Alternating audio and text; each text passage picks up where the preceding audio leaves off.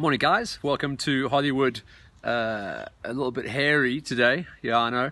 Got a little bit lazy with the house move, so we moved into the new spot, and that's why I've been a little bit quiet lately as well. But let's get right on point because we are really flying into the racing month of June. So we ended off this weekend in our handover from May to June with an absolute belter. Farm Jam back on point, freezing cold, but awesome racing up there.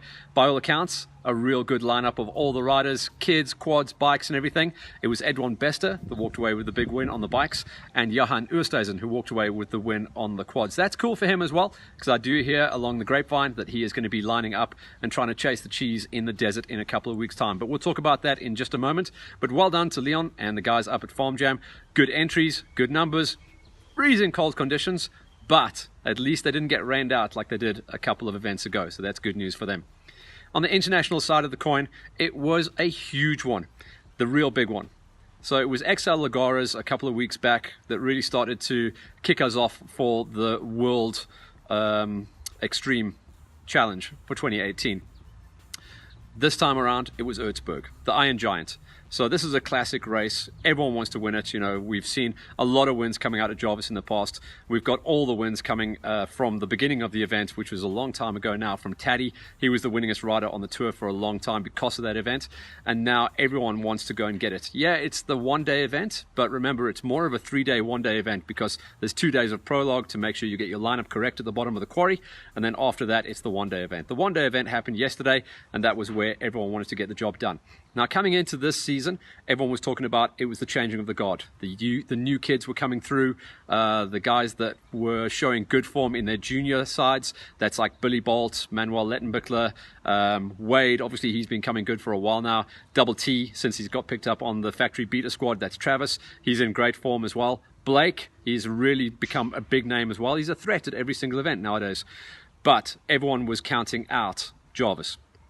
Jarvis got smoked badly at XL Lagares, 5th place for him, off the box, and maybe coming into this event, a couple of guys were doubting him. He came good though, but it was Bolt and Lettenbichler who did the big chase, and they tried to break away from the pack. They did that, and then they just got hooked up. And coming into, I think it was Green Hell, they call it, in the forest there, that is where Jarvis is just, I just don't know where he finds the traction on that husky of his. He really has something special. He made the pass on the guys. Even though he was cramping, he managed to take it down the hill and to the finish. He walked away with the big win. It was Johnny Walker that got 2nd place. Manny Lettenbichler in 3rd place. Our very own Wade Young. He had a really good run this time around as well. Remember, a couple of years ago, he had some problems on this event. 4th place, that's a good finish for him. 5th place ended up being Billy Bolt, so Billy's still on point there, and he's still going to be walking away with a ton of championship points. Just behind Billy, 6th place, breakout ride for Double T. You know, he'd have wanted a top 5, even a top 3, but sometimes you just got to take it where it is. 6th place for him will still keep him there. The factory beta squad will still be happy with his performance, and he'll still keep his ride. Hopefully the paychecks get a bit bigger for him as well, because he's definitely a huge threat, and he gets a lot of press at these events as well. The rest of the SA boys, the Saffers that went over there, Blake Goodsight, 13th place for him. Just got a little bit hooked up. He's going to have to work on his attack coming out of the gate. You'd think he would be very sprightly coming into the first couple of sections, coming off a background of Enduro Cross, but unfortunately just got a little bit blocked out. That was 13th place for him. The other 2 SA boys that were going across to try and get the finish done, Flanny was across there last year.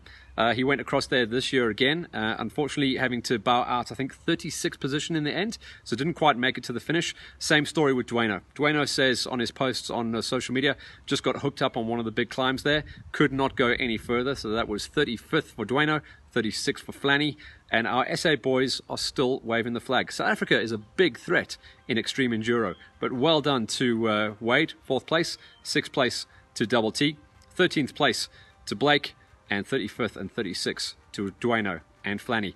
And the win to Jarvis. The old boy has still got some tricks. Let's take a little breath here, because what we've got coming up in June is massive and worth another swig of the brown juice. So this weekend, where am I going? Hollywood is going to be on the mic at Northern Regions Motocross, and that is at Terratopia this weekend. But there's tons of other stuff happening this weekend. We've got the Lowveld Enduro Club. They've got Hazy View Enduro. That's a classic race venue.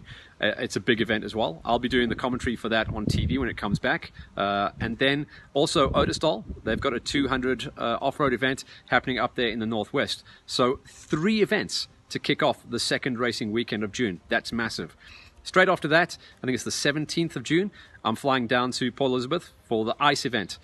This is an event that's been won by Wade every single time it's been listed, and it looks like everyone is going to be queuing up hard to see if they can knock him off his pedestal. He is the king of ICE. That is the Inner City Enduro run by Mike Glover and his company Red Cherry. So I'm going to be jumping a little flight down there. Fly in, fly out, should be a rock and roller, and I don't see any clashes on the calendar as well, which means we should see all the pros lined up where they should be.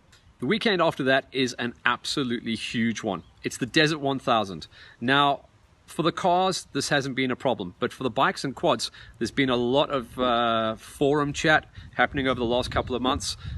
Basically, the punchline was it didn't look like the bikes and quads were going to be able to race the desert this year because of a ruling that came in from Botswana about the guys having to have motorcycle, that's road licenses, to go and compete in this event. Anyway, to cut a long story short, that got squashed this week. We got a green light, so if you guys still want to go out and race the biggest off-road event in Southern Africa, get your entries in. We'd love to see you guys at the desert. It's not the same when you go to the desert when it's just the cars. We need the bikes, we need the quads, and I really hope the powers that be haven't left it a little bit too late. Nonetheless, it's Toyota Desert 1000. It's the classic race. It's been running forever and ever, and I'm going up there. It's going to be very, very exciting. On the same weekend, for the guys that like things a little bit more tech, Mamarok, I've been speaking to these guys for a long time now. They've got their big extreme event coming up. That's going to be on exactly the same weekend. That is on the 23rd of June. So that's just on the other side of Pretoria in the Mamelodi area. So if you want to go, guys, and get your entries in, it's very, very active on social media on Facebook. That's the Mamarok Enduro Challenge. I think it's going to be a nice one, and maybe one of those events that's going to be as popular as the De Wild Funduro. That's the kind of event they're kind of looking at. And then straight after that, it's Impi.